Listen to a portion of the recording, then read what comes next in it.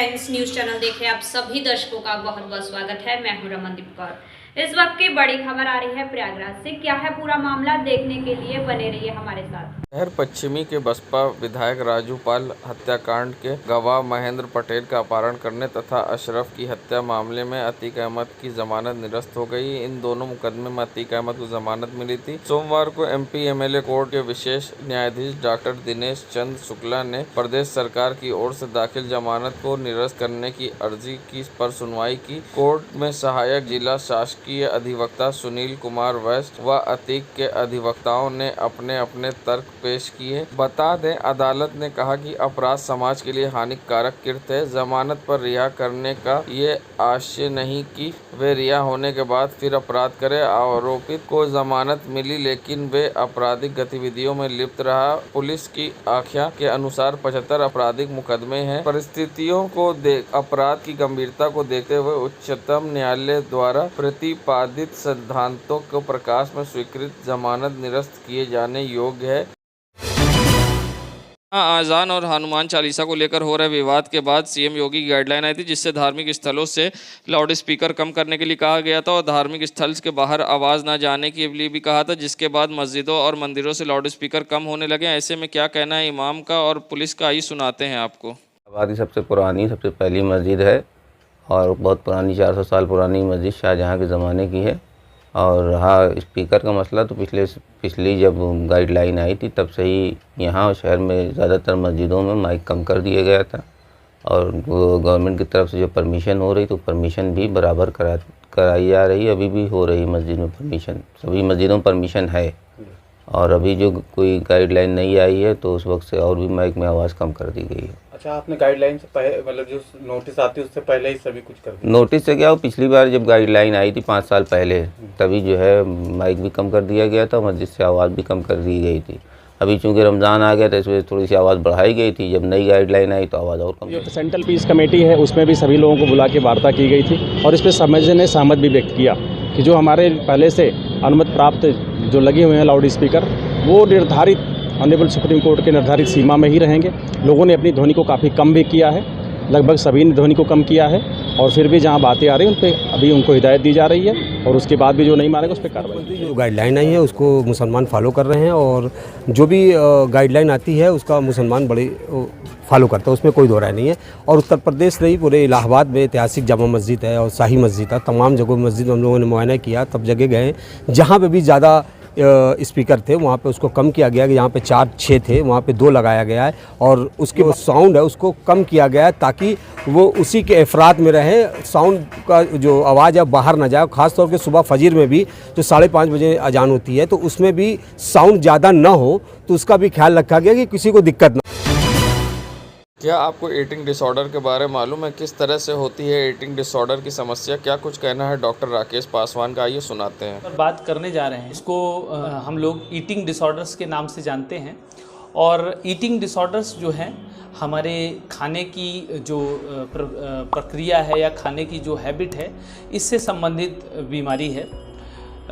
खाने के लिए जैसे एक सामान्यतः हम ये मानते हैं कि व्यक्ति को इतना खाना चाहिए कि उसको कैलोरी और न्यूट्रिशन के हिसाब से एक बैलेंस डाइट जो है दिन भर में मिल जाए और ना बहुत अधिक खाना चाहिए कि उसके अंदर शरीर के कैलोरी का बहुतायत हो जाए और वो ओबेसिटी या इस तरीके की प्रॉब्लम्स की तरफ बढ़े, और ना ही इतना ज़्यादा कम खाना चाहिए कि वो कैकेक्सिया या शरीर के क्षय जैसी प्रॉब्लम में चला जाए। तो ये बैलेंस बना रहे, इसके लिए व्यक्ति को स्वस्थ मानसिक अवस्था में भी रहना बहुत ज़रूरी होता है। और जो खाने से संबंधित समस्याएं हैं व्यक्ति के, वो मुख्यतः 2 प्रकार की होती हैं।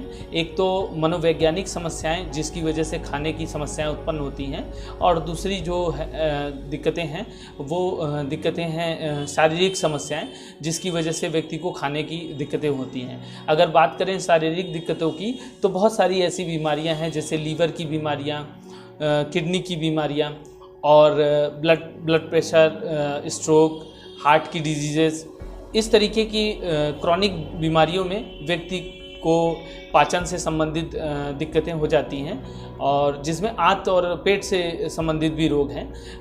तो पाचन से संबंधित दिक्कतों की वजह से व्यक्ति या तो खाने को सही से पचा नहीं पाता और साथ ही साथ उसमें भूख वगैरह भी नहीं लगती है। तो इसकी वजह से उसका जो ये खाने का प्रक्रिया है वो डिस्टर्ब हो जाती है।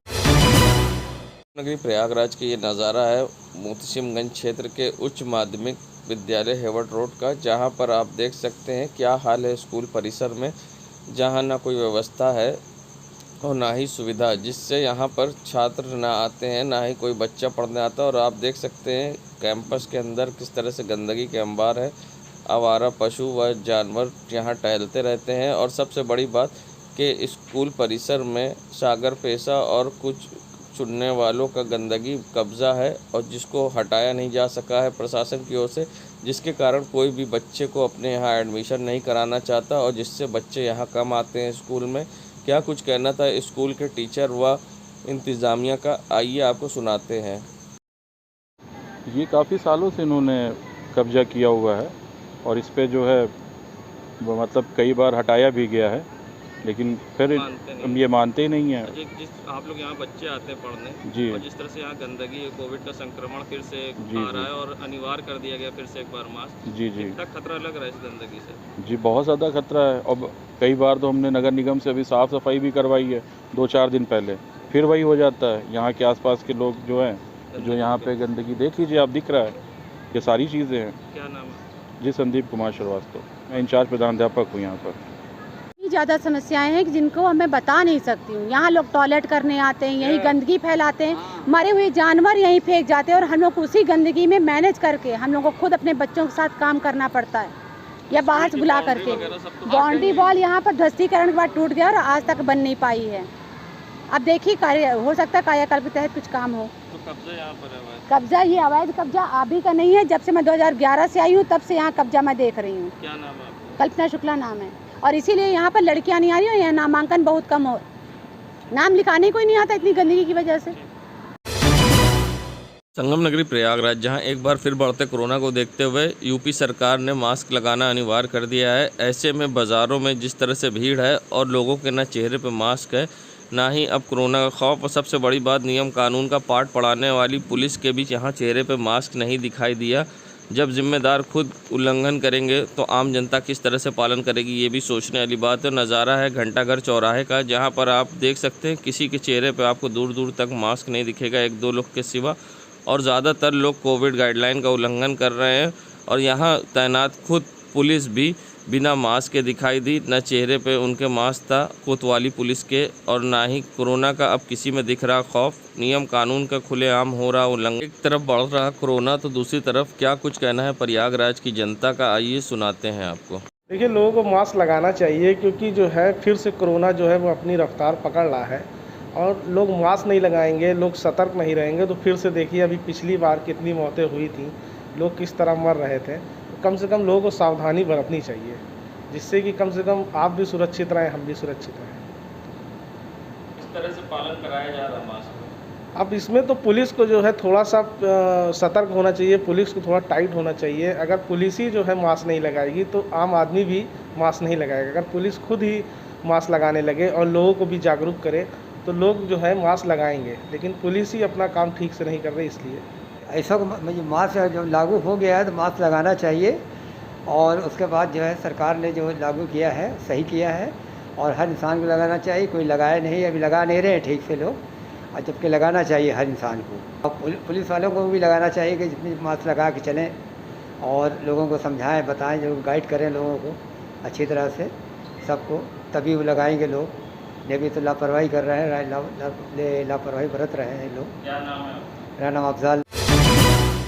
नज़ारा है प्रयागराज की सड़कों का, जहां पर टोचन वैन द्वारा आज 4 व्हीलर वाहनों पर कार्रवाई की जा रही है और नो पार्किंग जोन में खड़ी गाड़ियों को उठाकर मल्टी लेवल ले जाया जा रहा है। बता दें नगर निगम व यातायात की संयुक्त कार्रवाई में नो पार्किंग जोन में खड़ी गाड़ियों को उठाकर टोचन वैन के द्वारा मल्टी लेवल पार्किंग ले जाया गया, साथ ही चालान किया गया। बता दें लगातार एसएसपी प्रयागराज द्वारा लोगों को जागरूक किया जा रहा है कि नो पार्किंग जोन में गाड़ियां न खड़ी करें, उसके बावजूद लोग नहीं मान रहे, जिसको लेकर आज ये कार्रवाई की गई और साथ ही चालान किया गया। प्रयागराज जहां शादी बारातों में बैंड पार्टी की डिमांड होती थी, मगर अब आधुनिक काल में जहां डीजे के कारण अब बैंड पार्टी की डिमांड ख़त्म हो गई है। ऐसे में अब जहां बैंड पार्टी में 20 से 25 लोग काम करते थे, अब उनका रोज़गार पूरी तरह से ख़राब हो गया है और किस तरह से वो अपना घर चला रहे हो, किस तरह से परेशानी का सामना करना पड़ता है, क्या कहना है उनका, आइए सुनाते हैं। सर आप तो जानते हैं डीजे जब से आया तो बैंड का क्रेज़ तो खत्म नहीं चुका है। सारे कारीगर तो बिखर ही चुके हैं, सब गंदा पानी से टूट चुका है। बताइए कहाँ है? किस तरह से घर चलाना पड़ता है, किस तरह परेशानियों का सामना करना पड़ रहा है? देखिए हम लोगों को जो चलता है तो ठीक ही नहीं चलता तो फिर हम लोग मेरा मजदूरी भी कर लेते हैं। डीजे जो चलता था पहले नहीं डीजे चलता था, अब डीजे चलता है तो सारे कारीगर बैठ गए हुए हैं, काम भी नहीं चलता। तो शादी वगैरह में अब कुछ मिलता है ऑर्डर वगैरह? बस गिने चुने मिल जाते हैं, जो शौकीन होते हैं वो कर लेते हैं, नहीं तो नहीं करते। क्या नाम है आपका? भाई अब मालिक लोग जाने, हम लोग कारीगर जब मिलत रहा बजावट रहे उसके बाद खाली बैठा ही। तो परेशानी तो होती होगी? परेशानी तो होगी, परेशानी का ही ना हो। तो घर कैसे चलाते हैं आप लोग? मेहनत करते हैं, भरुआ चलाते हैं। अच्छा, परेशानियाँ तो बहुत है, क्योंकि जो है यही ये 10-20 लोग का जो है खर्चा चलता था, पेट चलता था बैंड के ज़रिए से। जब से बैंड बंद हुआ है, ये जब से डीजे चालू हुआ है, गरीबों लोग के लिए जो है परेशानी। जो गरीब जो है पाते थे अपना खर्चा जो है घर का चलाते थे, इससे जो है डीजे से जो है लगने से जो है घर की परेशानी सब गरीबों के घर में आती है। तो डीजे में जो है धमक से जो है हर देख के आदमी जो मर भी सकते हैं, परेशानी भी बढ़ रही है। और दूसरी बात ये है कि जितने आदमी बेचारे पढ़ते थे बैंड में, तो बेचारे इस टाइम बेकार जा रहे हैं, कैसे खाना खा रहे कि नहीं खा रहे, मजबूरी है। क्या नाम है आपका? मेरा नाम है लल्लू मास्टर। हाँ, एक बार फिर से कोरोना तेज़ी से अपने पैर पसार रहा है। ऐसे में सरकार ने गाइडलाइन जारी करी है और मास्क लगाना अनिवार्य कर दिया। ऐसे में जिस तरह से बच्चों में खतरा बताया जा रहा है कोरोना से, क्या कुछ कहना है डॉक्टर का, किस तरह से बचाव करना है और क्या इसके लक्षण हैं, आइए सुनाते हैं क्या कहना है इस पूरे मामले पर डॉक्टर फिरोज़ का। कैसे करें बचाव? देखिए आपको हम बताना ही चाहेंगे, कोरोना वायरस तो आज लगभग 2 साल से हम लोग इस महामारी से परेशान हैं और कोशिश ये करना चाहिए इसके बचाव के जो सबसे सही साधन है, मास्क का हमेशा इस्तेमाल करना चाहिए, भीड़ भाड़ से दूरी बना के रखना चाहिए और हैंड वॉश सैनिटाइज़र का प्रयोग करते रहना चाहिए। देखो बच्चों को, कई स्कूल है, स्टूडेंट हैं, तो कम से कम किसी भी एक क्लास में 20 से 40 स्टूडेंट की कैपेसिटी होती है। तो कोशिश है कि बच्चों क्लास में जाने से पहले उनके हाथ को सैनिटाइज कराना चाहिए, मास्क को प्रॉपर इस्तेमाल करने के लिए बोलना चाहिए और उनके अच्छे से रख रखाव, उनके न्यूट्रिशन का ख्याल रखना चाहिए और बच्चों को अवेयर करना चाहिए मास्क पहनने के लिए, जिससे हम लोग कुछ काफ़ी हद तक इससे बच सकते हैं इस महामारी से। क्या देखिए जो अभी इस तरह के कोरोना का जो वेरिएंट था हमेशा अपने आप को चेंज करते हुए आया है, तो अभी जो आया है उसमें कई तरह की चीज़ें दिख रही है, जैसे एब्डोमिनल पेन है, फीवर है, बॉडी पेन है, इस तरह की चीज़ें हैं। अगर ऐसा कुछ लगे तो हम लोग को RT-PCR जाँच करना चाहिए, जिससे कंफर्म करके उसके ट्रीटमेंट को दिया जा सके। देखिए हम लोगों से अपील यही करना चाहेंगे कि मास्क का इस्तेमाल करें, जिससे हम लोग बीमारियों से बचे रहें और एक दूसरे को बचा रखें। संगम नगरी प्रयागराज ये नज़ारा है मिर्ज़ा गालिब रोड का, जो कि रोशन बाग से अटाले की ओर जाती, जहां पर आप देख सकते हैं दिन के उजाले में स्ट्रीट लाइट रोशनी दिखा रही है, चाहे वो स्ट्रीट लाइट हो चाहे हाई मास्ट लाइट सड़कों पर जल रही है, जिससे लाखों रुपए की बिजली तो बर्बाद होती ही है, साथ ही साथ LED भी खराब होती हैं और दूसरी तरफ गर्मी के मौसम में ट्रांसफार्मर पर लोड पड़ता है, जिससे ट्रांसफार्मर में अक्सर आग लगने की खबरें भी आती हैं, मगर जिम्मेदारों की लापरवाही के कारण और नगर निगम की लापरवाही के कारण दिन में जलती स्ट्रीट लाइट लाखों की बिजली होती बर्बाद।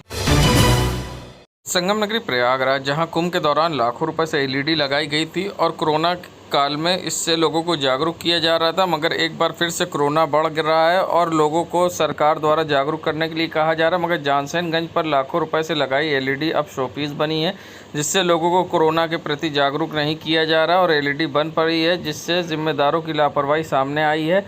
जहां कोरोना का ग्राफ एक बार फिर से बढ़ रहा है और ऐसे में LED बंद पड़ी है और लोगों को नहीं किया जा रहा जागरूक। संगम नगरी प्रयागराज के बक्सी बाज़ार के मस्जिद के पास का नज़ारा है, जहां आप देख सकते हैं मस्जिद के सामने जा रही सड़क पर किस तरह से गंदगी का अंबार लगाया है, बता दें बक्सी बाज़ार का ये सबसे बड़ा नाला है, जो कि यहाँ पर से यमुना तक ये नाला जुड़ा हुआ है। अंग्रेज़ों के टाइम बनाया हुआ ये नाला है और यहाँ पर नाले किनारे लगा दिया है मलबे का अंबार, जिससे मलबा नाले में गिरता है और नाला भी जाम होता है। और दूसरी तरफ गंदगी के अंबार से यहाँ से मस्जिद में जाने वाले लोग भी हो रहे परेशान। नगर निगम बना अनजान। कर्नलगंज पुलिस को मिली बड़ी कामयाबी, जहां कर्नलगंज पुलिस ने एक वांछित अभियुक्त को किया गिरफ्तार। बता दें प्रयागराज एसएसपी अजय कुमार द्वारा अपराधियों के खिलाफ चलाए जा रहे अभियान में एसपी सिटी दिनेश कुमार सिंह व सीओ स्पोर के निर्देशन पर कर्नलगंज थाना प्रभारी ने मुखबिर की सूचना पर साहिल को किया गिरफ्तार। अब कर्नलगंज पुलिस साहिल के खिलाफ विधिक कार्रवाई करते हुए न्यायालय में पेश कर भेज रही जेल। संगम नगरी प्रयागराज की कैंट पुलिस ने सड़कों पर और बाज़ारों में निकलकर पैदल गश्त किया व सुरक्षा के दृष्टिगत चेकिंग अभियान भी चलाया। बिना हेलमेट की गाड़ी चला रहे लोगों को रोका और संदिग्ध वाहनों को भी रोककर चेकिंग की गई। नियम कानून का उल्लंघन कर रहे लोगों का चालान भी कैंट पुलिस ने किया। साथ ही बता दें प्रयागराज एसएसपी अजय कुमार के निर्देशन पर लगातार चलाया जा रहा है अभियान, जिसके तहत कैंट पुलिस सड़कों पर उतरकर संदिग्ध लोगों की चालान कर रही है गाड़ियों के, और साथ ही संदिग्ध लोगों से पूछताछ भी पुलिस ने किया। और साथ ही कैंट बाज़ार क्षेत्र में शराब के ठेकों पर भी संदिग्ध लोगों से पूछताछ की। बता दें पुलिस ने यहां पर लोगों से पूछताछ करते हुए चेकिंग अभियान चलाया और साथ ही सड़कों पर पैदल गश्त किया। सुरक्षा के दृष्टिगत यातायात नियमों के प्रति लोगों को जागरूक किया। विकास देखना हो तो करेली आइए। और ये नज़ारा है तिरंगा चौराहे के पास का, जहाँ पर सड़कों पर आप देख सकते हैं गड्ढे किस कदर हैं। यहाँ पर लोगों को हाइड एंड सीक खेलते हुए गाड़ियों से गुजरना पड़ता है। और सबसे बड़ी बात है कि अक्सर रात के अंधेरे में यहाँ लोग दुर्घटनाग्रस्त होते हैं और अक्सर लोग चोटिल भी होते हैं, मगर जिम्मेदारों की लापरवाही के कारण आज तक नहीं हो पाया विकास। 5 साल गुजर जाने के बाद भी दोबारा योगी सरकार बनी, मगर आज तक सड़कें यहाँ की गड्ढा मुक्त नहीं हो पाई हैं, जिससे अक्सर लोग होते दुर्घटनाग्रस्त। देश दुनिया की खबरों के लिए world media times news channel को सब्सक्राइब करें।